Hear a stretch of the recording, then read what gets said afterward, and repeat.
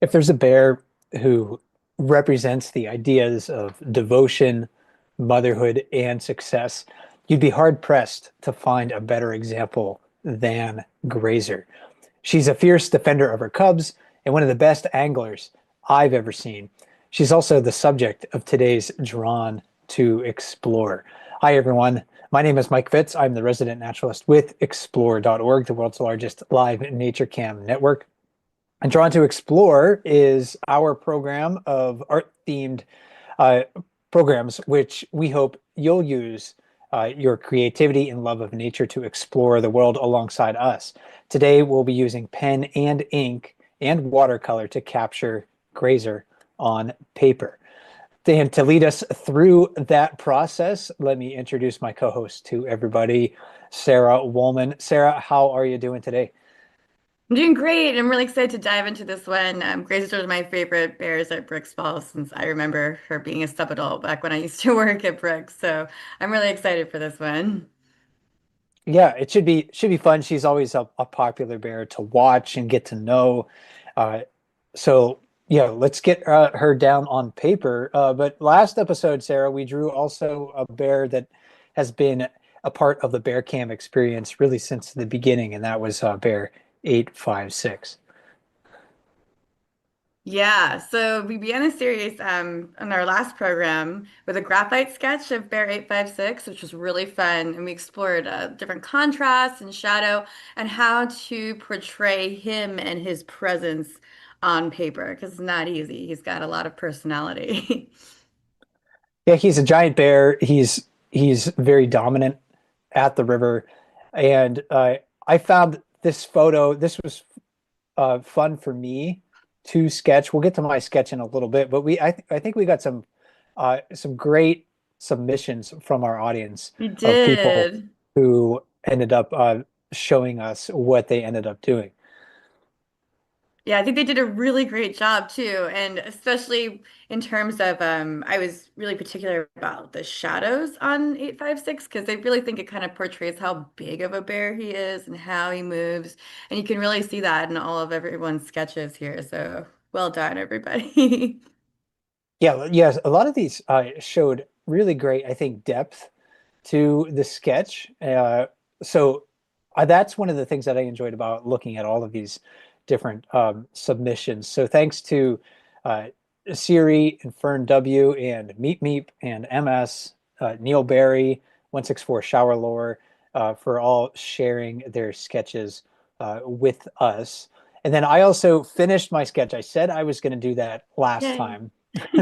So I took some time over the weekend to finish my sketch. And one of the things that I enjoyed doing this, but again, looking at this in hindsight, I don't think it quite has like the depth of some of the other viewer submissions that we were looking for. So maybe I would need to go back to this and darken some places, lighten up some others, so you could see that he's not flat. Again, this isn't a flat Stanley or something like that. This is a straight up round bear.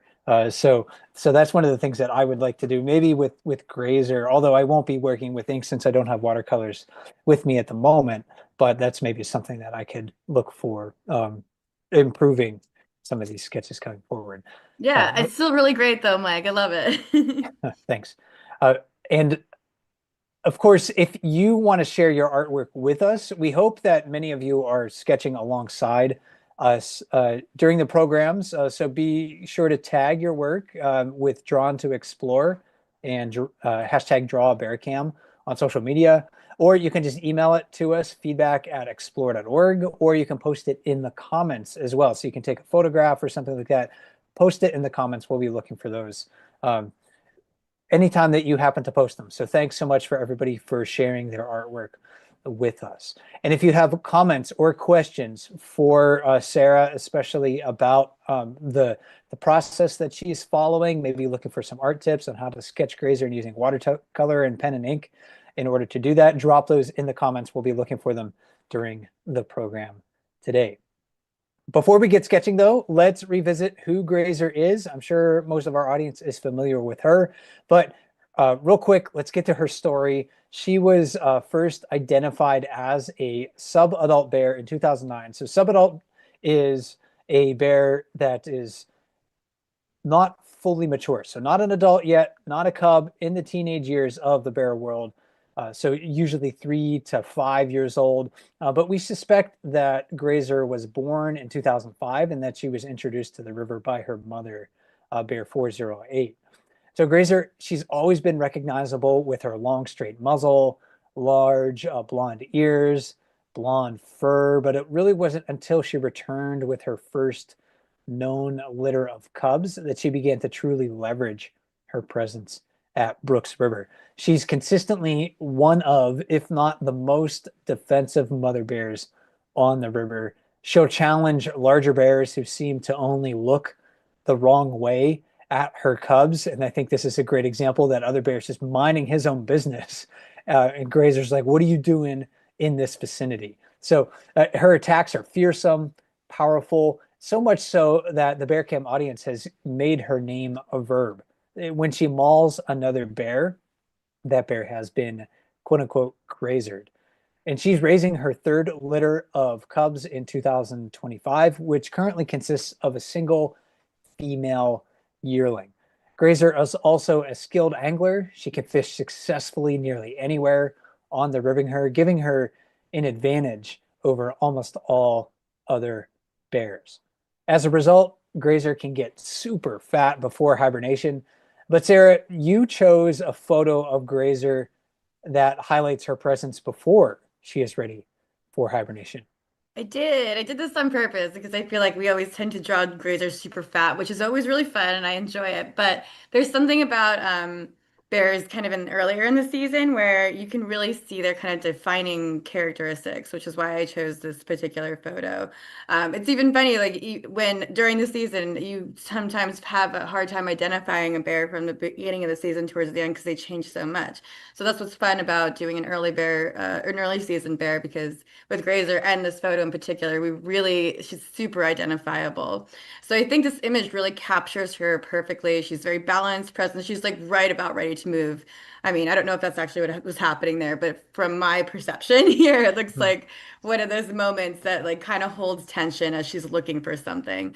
So we're going to build the structure of of the drawing itself in pen, and then at the end, add washes of watercolor to kind of put in some depth, color, and just holding that tension of movement. So for those of you drawing at home, we have a list of what you might need. And again, you don't need to use all of these things. And most of these videos that we're doing today are sped up for the sake of time, but you can come back in and rewatch it later to get a better sense of it. So it's a few things that we need. Watercolor paper or just regular bristle paper I use too. I use my pencils for the outline of the shape itself. I have three different sizes of pens. These are kind of like I use them as like sketch pens. They're called Rotrings. They're really great. They're very smooth. And a variety of different watercolor brushes as well. I use round brushes for this one, and we're not doing anything like super big or super technical. And then I have my field watercolor set, which I love. And then I also have the actual wet watercolors that you can get little tiny bottles of too that you can take with you. It really depends on if you are actually drawing in the field, how much stuff you want to bring. I try to take as little as possible. And obviously we need our water for watercolor, and then paper for dabbing our watercolor too, either for the spots that we're making or for like like moving water around on a piece of paper. And if you're looking for the reference photo that we're using, I did make a comment. If you're watching this on explode.org right now, it's look below the live camera feed, and you should see it in the comments. If you're watching on YouTube or somewhere else, you can ask a moderator for a link to that reference photo. So you can download that to your computer, or just look at it straight up on the screen as we're heading along. Cool. All right. Well, I think we can start to dive into sketching her outline, which goes back into what I usually talk about, and that is shapes. We're breaking her down in shapes again. What else is new? But this is really the way to do it. And I think from seeing a lot of viewer submissions, people are really starting to get the hang of this. And then eventually you won't have to do this anymore. I actually don't typically even do it anymore because I can just see it now, but this is something that's still really good practice. And even in her skinny form, she's still got plenty of circles. So that's what we're Yep. doing here. I started with her face as a circle. I'm really looking at her like broad shoulders. It's a really helpful to kind of look where the shadows are. It really shows you where the muscles are on her. And that really kind of brings out the bigger underlying shape. And I think I mentioned this last program too. If it's helpful for people, you can even cut out different size circles and place them over the reference image itself to see where they fit in the shape. And that might help you visualize it a little bit better if you're struggling visualizing where the shapes are. And so we're making this pretty basic. I'm using a lighter pencil, like in the H range. So it's a harder lead.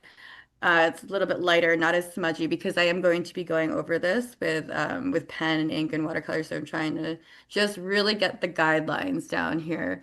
And it's all kind of in proportion to each other. So where these lines are and where I just put the eye, that was really helpful to have that circle there because where that circle kind of met where her nose is where the eye is.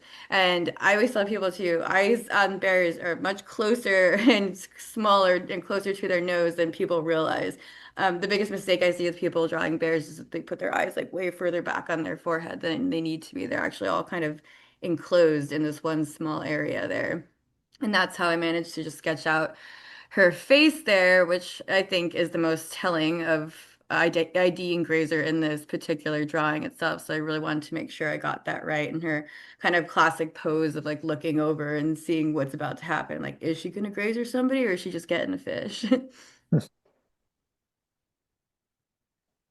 Yeah. So, you know, I I was wondering, Sarah, knowing that you're going to work with other tools besides pencil, does that change how you approach the sketch initially? Or I mean, you said maybe you're going to use like certain hardness of graphite, maybe something that's a little bit less smudgy or something like that. Mhm. Or any other considerations that you're looking for when you're just doing this basic outline? Yeah, I try not to like get too hung up on detail. I sometimes tend to do that if I'm just drawing like a graphite picture because I know I'm going back in with more graphite. But this one, I'm like, all right, if the less lines, the better, because then there you'll see fewer pencil lines underneath that maybe you forgot to erase or something like that. So I try to keep it simple. I'll still mark like areas where there's some darker shadow, just as kind of like a guide to myself. But I don't go in and like put in fur texture or anything like that. I keep it pretty basic. And then are you looking at maybe like a specific feature or features of Grazer in this photo that you're initially looking to capture? You know, whenever I see a photo of Grazer, that sort of like straight muzzle that she has, her poofy blonde ears, those are things that always stand out to me. It doesn't matter what the season is. It doesn't matter what the rest of her body fur color looks like. She always has those main features. So if I was going to do a sketch, Exactly. you know, I feel like I would have to capture that. Is there what I'm wondering what you're thinking when you're Exactly the same going into this. thing. Okay. Same thing as you, like. No, that's exactly it. And I mean, that's how I ID. I think most of us ID her too. It's just she's got that really iconic face, like the way her neck kind of extends into her nose, and then the way her ears are. That's how I first learned how to ID her, even when she was kind of a scraggly step adult. She's always had that look from day one. So that's what I really wanted to make sure I captured when I did this. So I definitely made sure to get those proportions right and really think about that as opposed to the rest of her body, which is relatively easy to kind of move around. But I think her personality is in her face for sure. Yeah, I would agree with that. Because when you know the she doesn't have like significant scars or something like that that we would see Yeah, on outside of her other face parts of her one, body. which is almost gone. So Right, right. So yeah, you it's not like, you know, there's going to be like a big hip scar or something like that that we're looking to capture. You know, the fur itself overall, I mean, it's beautiful, but I don't think it helps her stand out, her body fur like her face does. her face is all in her personality is all in her face. I feel like anyway. Okay, so now we're gonna commit a little bit more to this drawing and we're gonna switch to pen, which is always the scary thing when we're jumping back into doing something a little bit more permanent. So when we're using pens, I use different sizes. depending on the detail here. Obviously, what I'm doing first is I'm erasing some of the bigger lines here that the connect so that she connects a little bit more. And I take more time doing this one to, like I said, to try and kind of get rid of the graphite that's underneath. I'm really just trying to make the lightest of guidelines so that the pencil doesn't become really part of the composition here. We're just re relying on the pen and ink and the watercolor. But again, still keeping it so that I can see where the different proportions are, where her shadows are, because putting the shadows in a bear because they are kind of just one color, I think really was what brings out the depth and the size and the power and the movement there. So that's where I ended up after I erased all the circles, which I think is always super satisfying. And now I'm using my different size pens. I think I have a point 0.1, a point 0.2, and a point 0.5 size here. It's nice to have a little variety and just to see like where you can use it in terms of texture and detail. I obviously used my smallest size for the details of her face. But I use a really interesting technique. I went really free flowing on this. You can be really technical with pen, but I was like, I'll use my style and see how people like it. I'm a very scribbly artist. So I'm very loose-handed with this, and I rely on just like scribbles and how closely I'm scribbling together as opposed to like how apart the lines are.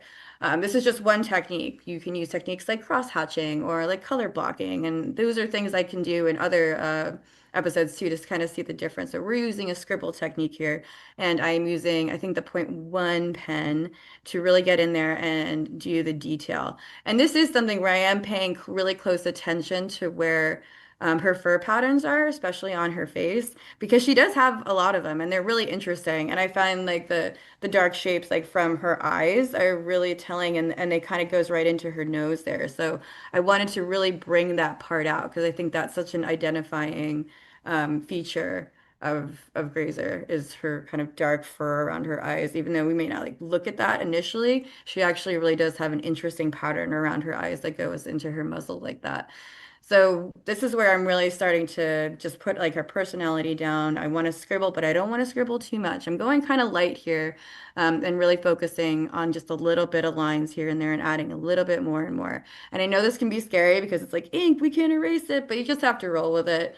And that's the kind of fun thing about letting loose and doing it kind of scribbly. It's just like you have to kind of feel it a bit. And that's, I think, where a lot of the connection of an artist comes into this. And you're going to start to really let loose a little bit more once you start using things that are a little bit more permanent because you have to just roll with the mistakes. And usually it works out for you. And So, I was also mhm, getting back to what you were talking about with sort of like the darker features around her eye and face. mhm. This is one of those opportunities like when we think about why that is, we can see that in a lot of bears, and that's because their skin is dark. So it's one of those opportunities for us to maybe learn or just consider again an anatomical feature of a bear that we wouldn't necessarily think about otherwise, because we do end up having a lot of dark eye rings on bears or a lot of dark facial features on bears, and that I think tends to stand out because their skin is very dark in color. So it contrasts quite a lot and often shows through their thin fur in those places. Exactly. And that's what's so neat about when we're starting to really observe and pay really close attention to details like this, because you learn these sorts of facts because you're like, why? And that's where the sort of like connection with like nature and actually drawing and the technique of observing helps you become a better naturalist or nature enthusiast or anything like that. I mean, I have learned so much just from spending way too much time staring at like a tiny fur pattern on an animal. That's what ends up happening. And same for me with drawing birds. My bird ID got massively better once I was like painstakingly counting the lines on tail feathers to make sure it was accurate. And then because you ask yourself why. Like, why does she have the dark fur? And like you just mentioned, they have the really dark skin. And you're like, why do they have that? And then there's a vast amounts of like adaptations that you're actually capturing on paper as you're doing these studies. And that's what, even though we're working from a reference photo today, when I was working at Brooks, I was sketching like live pretty frequently. And so it was really cool to be able to do that in real time and see how each mark that I made on the paper was a part of this animal and then see it like work in real time.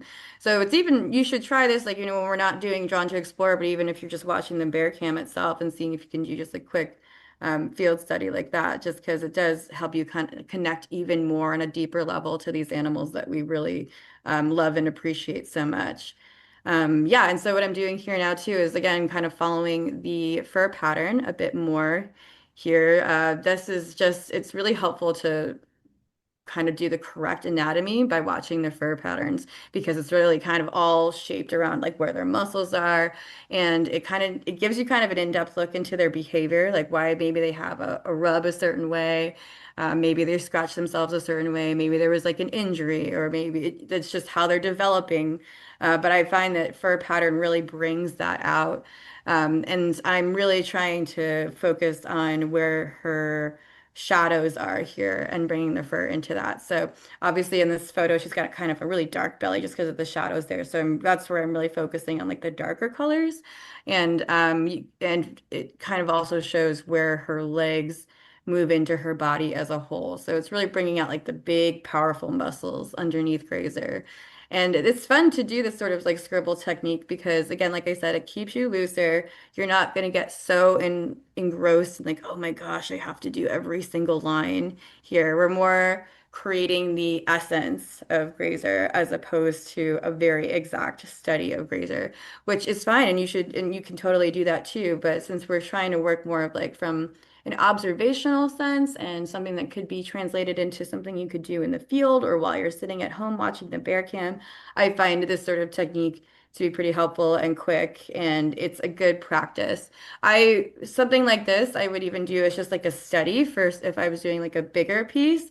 I do a ton of different sketches very similar to this using like pen and ink or just pencil to really just get the flow of a bear. So now like you know I could just be sitting here without a reference photo and someone could be like, can you draw a bear, you know, sitting down, and I could just do that from memory because I've watched this so many times, and it might not be perfect, but you get a really good sense of their anatomy by taking the time to really observe and then drawing them in multiple positions. And we all know they get into all sorts of crazy weird positions on on the bear cam, especially when they're fishing for salmon on the underwater salmon cam. It's like one of my favorite things because they get so weird on there.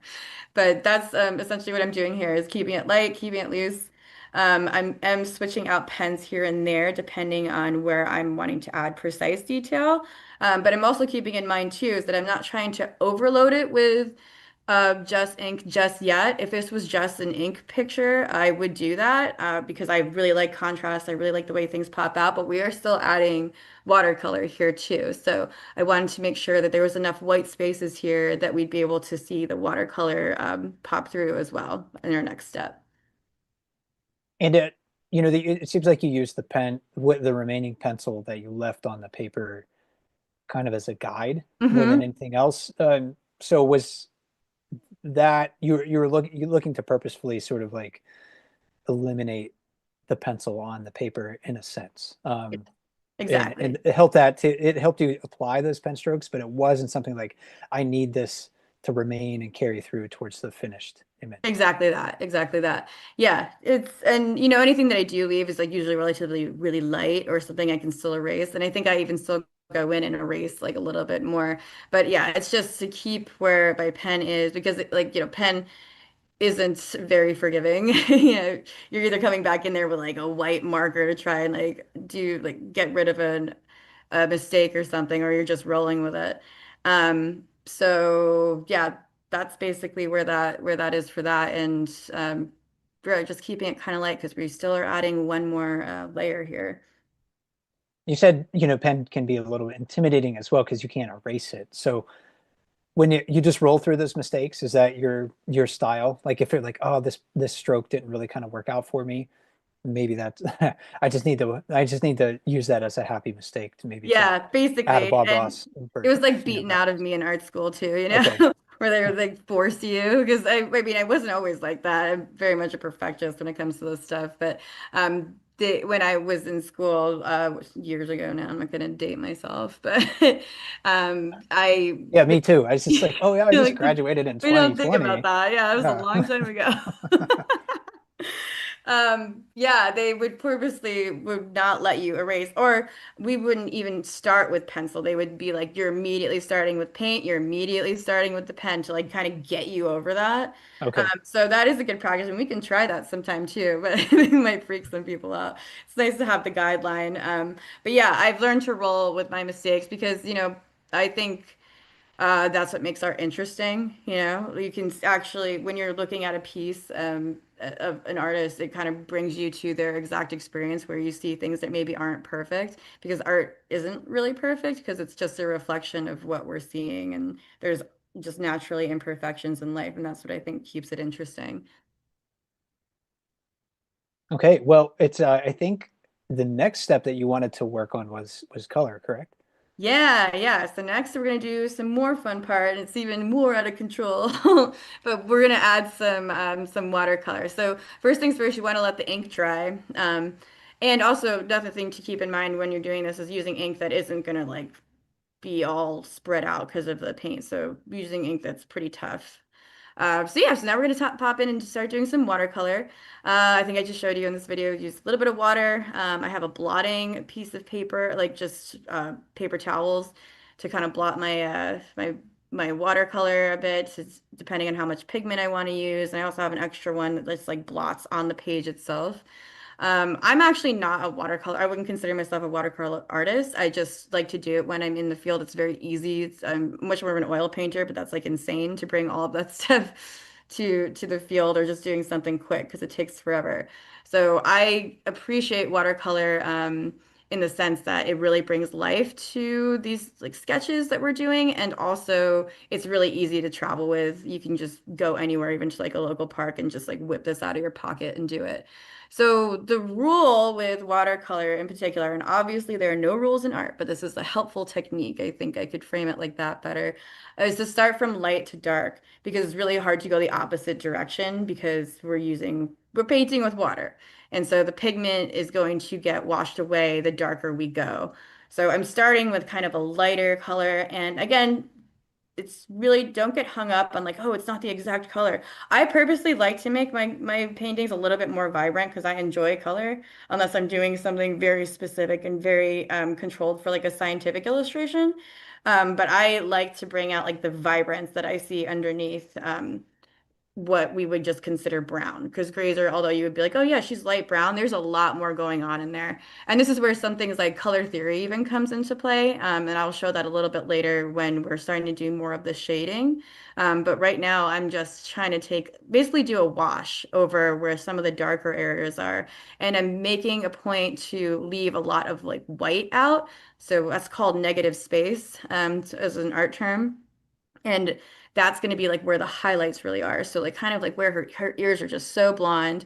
And then the back of her, like the very top of her back where her hump and everything is, that's where we're really seeing the highlights shine through. So I'm trying to not paint in those areas and keep where her highlights are white as possible. And maybe I'll move color in more a little bit later. That's the nice thing about watercolor. It's pretty malleable. But what I'm really trying to do right now is kind of get like the base underneath color here. This is going to be like her primary color, and then I'm going to come in later and do some more of the like darker colors. And I'm really careful around her face. I tend to use watercolor probably with more pigment than most people do because I'm just a very pigmented person from being an oil painter. So this is actually more of like a gouache technique than just simply watercolor, where I'm using a lot of the watercolor pigment, and that's what gouache is. It's just essentially like very highly pigmented watercolor that you don't see as much of the paper underneath. But this is different. This is a mixed media piece anyway, so do whatever you want. That's part of it, is however you want to make this look. It's totally up to you. But I tend to use more of the like pigmented watercolor here, and then just kind of moving it around. And I'm aiming for where the darker places are because that's where I really want to bring out some of this color, and making sure that I'm slowly moving it across the paper, that the highlights still stand out. So I kind of changed to a bigger brush here too to kind of make it more of a wash, as you can see. And it's all in the details, and you have to work slow. Don't tr get over, don't get wild with watercolor because it's really easy to get dirty, and then you get frustrated and you can't clean it up, and then you have to go over it more and more and more. And that's I find to be one of the more common mistakes with painting with watercolor is that it's easy to get muddy. So you start step by step. It's a lesson in patience. You gotta let things dry, and you gotta let things come together like pretty naturally here. And I wonder, again, art is subjective, right? You wouldn't have to represent Grazer as accurately as it's as she's seen in that photograph. So if you were in a different mood, for instance, would you maybe move away from natural colors, Oh, make her, definitely. a bit more maybe pastel, or maybe I don't know, maybe you're angry one day and you Yeah. Oh, just paint yeah. her in I'm a red. very angsty artist, Mike. Okay. If I'm being honest, yes. This is a very lighthearted drawing for me, and even some people would think it's dark because of all the dark color I put in it. But yeah, my typical style is actually pretty dark and with a lot of like high contrast, like very dark backgrounds and stuff like that. So yeah, it's all about kind of finding your style. And my mood recently, like the last series I've been doing and showing, have been actually all giant bird pieces in charcoal. Um, that kind of emulate my feelings on climate change and like how I'm dealing with that and processing it. So a lot of art, especially the stuff that I do, is processing like some of the more heavier feelings that I have. And I think that is really helpful for a lot of people, especially right now when there's a lot of crazy things going on in the world, is using art as kind of a way to channel our emotions, especially if you're doing it like with topics like this where you really connect to this animal. I think it really helps like understand and process our feelings by drawing or painting something that we care about. We did have a couple of audience questions come in as well, and I'm looking through some of our comments as you're talking in Sarah. One of the actually a couple questions recently were about your pens once again. So we kind of moved beyond the pen stage, but Mhm. Oso Negro was wondering if you were using waterproof ink pens. Yeah, they are waterproof. And that's something I forgot to mention that like, you want to make sure that you want to get ones that are at least not necessarily they have to be like super waterproof, but they're not going to run. And this is where it's really helpful. Do like tests before this. Like take whatever pen you have, let it dry, and then put some watercolor over it and see how much it smudges. Like that's a really good test, like before you jump into something like this. The ones that I use are actually made for like comic books, so I do a lot of like graphic drawing too, aside from this where it's very intense, like line work. So they are pretty water soluble. They're called Rotring pens, but microns work the same way, sort of thing. But yeah, those you definitely need to check that. I've made that mistake before. And then I was wondering too. This is just kind of a weird thing, but I sometimes the few times that I've painted, I felt a little impatient, especially if you're feeling like okay, I'm kind of in the flow right now. I feel like I can move forward.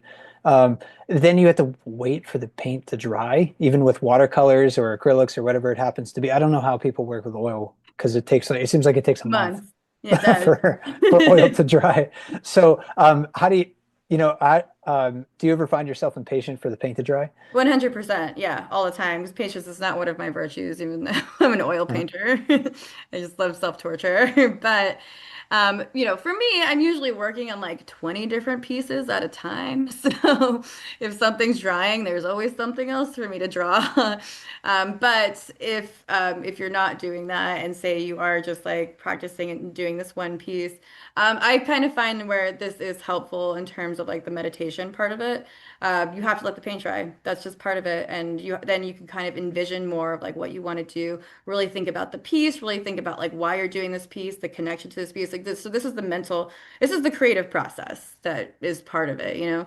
Waiting for paint to dry, although we always say that as something that's like in a negative connotation, I think is actually can be pretty meditative and reflective. So don't mind this cattail. hmm. I find it to be pretty reflective, and that's what kind of gets you over the hump of like, oh, I want to get this done. Plus, watercolor does dry fairly quickly. Oil, on the other hand, that's definitely a trial and patience for sure. Yeah, it absolutely sounds like it. Terry J wrote in and asked, I paint and usually do oil and acrylics, fairly new to watercolor. Do you prefer the dry palettes versus the liquid watercolor tubes? I think you mentioned there's maybe advantages to both depending on Hmm. your condition. Yeah, yeah, definitely. I mean, a lot of the times when I was painting in the field, not anymore because I'm in the desert a lot now, but in Alaska, it was so impossible to just have like a full palette setup all the time, especially where, we lived out in Bristol Bay, Mike, because the weather changed every 20 minutes. It was either like really bright and sunny or just sideways raining you. So the smaller of a compact palette, the better. And that's where these kind of dry watercolors came into play. And this is like a little Winsor Newton field set. There's so many different types. You don't need this. I mean, when I was first doing watercolor there, I didn't even have any of this stuff. I was using like a Crayola one for like kids programs, and Hmm. it still works just fine, because it's really all about the piece that you're making. It's not necessarily always about the materials unless you're like really doing something like that you want professional materials for. But yeah, so I find these to be really helpful in the field. I have some of the more like smaller watercolor tubes which, if you know you're going to be in good weather or, if you are just sketching from like a reference photo, I think those are great too because the different companies have different pigments and the ones that I use are Daniel Smith. They have a really high pigment and I really enjoy that. But my personal preference in the field, or if I'm doing a quick study, is the dry watercolors, just because they're easier to deal with and you don't have to wait for them to dry to like carry them elsewhere again. But at home, the tube watercolors I think are my preference. And one final question from me. I think we've seen some examples of this. You were blotting some of the paint away. Hmm. Is that, with watercolor, is that your primary way to correct for too much paint? Let's say you apply, watercolor and you find all of a sudden your painting is too dark in certain Hmm. areas. Can you blot that up fairly quickly before Yeah, it yeah. gets worse? Yeah, try and catch it as quick as you can. I don't always. And what you can do, and again, this takes some practice, is you can go back in and like re-wet areas to like make the watercolor kind of like wet and loose again and like re-blot it. To do that, that's always helpful. But again, you're still gonna be walking that edge of like, oh, I don't want it to get like too muddy. It's painting with water, water's so like, lucid all over the place. It's fluid, so it can be pretty difficult. But yeah, it's nice because it is reworkable and you can go back in and kind of fix your mistakes with something like that. So don't worry too much. Worry more about putting more pigment on to try and correct it because that's where it gets more muddy and um, focus more on blotting to make sure that you can lift paint a little bit better as opposed to adding.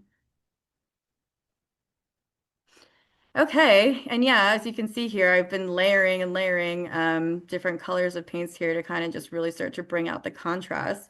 So I went a little bit darker and I used not just the kind of like light brown, but more of an ochre color too. And although it's like you don't really see that on the reference photo itself, was like an artistic decision where I was just like, I like this color. I think it's still there's fragments of that in there if you like really train your eye to like look for this.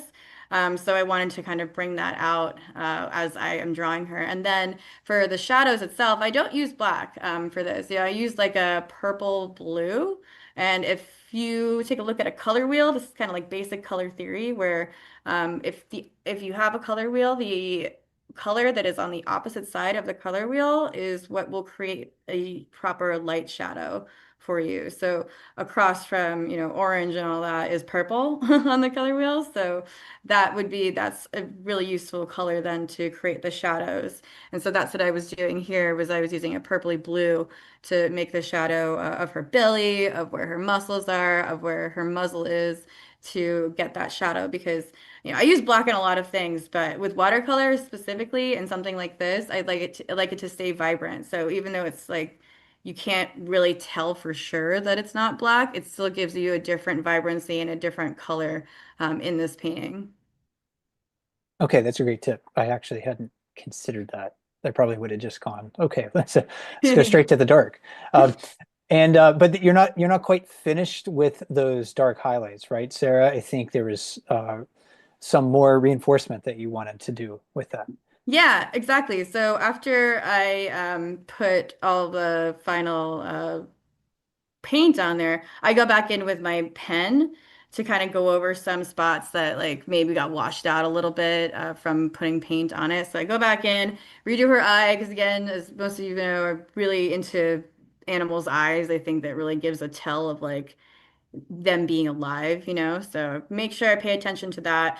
Really looking at where her shadows are again, like the really darkest ones, because I think this is again what makes her pop. And um, if you don't have these dark shadows, it just becomes kind of flat. And I want to give her dimension because she's a bear that deserves dimension for sure. And so that's where I'm coming back in with my pen and just doing kind of the final little touches of where do I want the fur to really show up here? Where do I want the really dark shadows to come in and some of the texture maybe too? Oh, and I should note too, in this part, you can kind of see it in this, but at the top there, in the white space, I actually made a mistake. As I draw, I'm a righty, but I draw like I'm a lefty. I have like a weird hook, so I accidentally got some paint at the top there, and that's one of those moments where you just have to let it ride. There was really nothing I could do. I didn't notice it because I was just focused on other parts of Grazer at the time. So then, you know, you can get mad about it, which I always do, but then you know what? That gives it makes it your own. You know, that's just part, it becomes part of it, and it's an exercise in letting it go. And yeah, now we have a pretty well sketched out picture of Grazer in all of her glory and her personality. And by using mixed media. Well, it looks great. I didn't get very far. I don't even know if you'll be able to see this. I was able to, with all the other things that was going on, I wasn't able to sketch very much. I was really looking just to get the outline of her face. I don't Yeah. know if Well, you it can takes a see that minute, and these videos are that well. set. Yep. So that's as far as I got. But you know, with Grazer again, that's her defining feature. I think if, you know, I'm moving forward with this sketch, I might just try to focus on that. Uh, Hmm. you know, just looking at the profile too. I mean, if she was colored, if her fur color was black, you'd be like, that's a black bear, obviously. I mean, it is very much. She has that facial profile like a black bear. Some brown bears, you know, they don't have that classic rounded dinner shaped face with that big blocky muzzle. Hmm. Grazer seems to be an exception to that rule. Yeah, yeah. She's really unique looking, which is why she's one of the most identifiable bears in my opinion. Before we wrap up, Sarah, there were a couple of additional audience questions that came in. One from Xander Sage, who was wondering, Sarah, would you consider doing a class on your vector art? I like the bears you Yeah. do and the birds. I'd also love to see your process. I don't know if that's something we could work into more to, drawn to explore in the future, but there's an opportunity for Yeah, I think we can definitely do that. I mean, Mike, you might be a little bored, but because you just be watching me do that. That's actually what I have on some of the upcoming episodes later this in the series is that we'll be doing a graphic drawing of a bear, so you can actually see how I do it in a vector art. And it's interesting because a lot of my technique that I use even just for like fine art, like we're doing, kind of rolls over into that because I am using shapes. I am like plotting out like where I'm color blocking a lot when I'm using vector art. So yeah, in a couple of episodes, I think in September or something like that, I'm going to be showing how to do a vector art process for this. And then one other question from Crane Beauty. Can we buy a copy for funds purpose? And I think Crane Beauty might be referencing perhaps the Katmai Conservancy's funds that directly support Hmm. Katmai National Park. Possibly, there, you know, we always have a fundraiser at the end of the year that coincides with Fat Bear Week, and maybe there'd be something there that we could utilize this year, Sarah. But something to think about. Definitely, definitely. And most of the work that I do with them too, like is something for like fundraising or whatever. But yeah, that is a fantastic idea, and I would be more than happy to do something like that, especially for our end of the year Fat Bear Week fundraiser. Be cool to auction off a Sarah Wolman original for people. Well, yeah, it's great to learn more about this technique, Sarah. I should really give it a try one day. I do enjoy the simplicity of just, you know, a pencil, but there's limitations to this. You can only do so much with a pencil. So thanks for sharing that that those other techniques with me. Um, and we have, I think, another Drawn to Explore in a couple of weeks on August 18. We're going to take a different approach to that one though, and I am looking forward to this one. Yeah, I'm really excited about this one too. So we're gonna take a break from bears, you guys. I know that you're excited about bears, but it's gonna be fun. We're gonna do a walrus, a big fat walrus in a weird position, which is not gonna be hard to find because that's all they do. So Yeah, this is gonna be a challenge.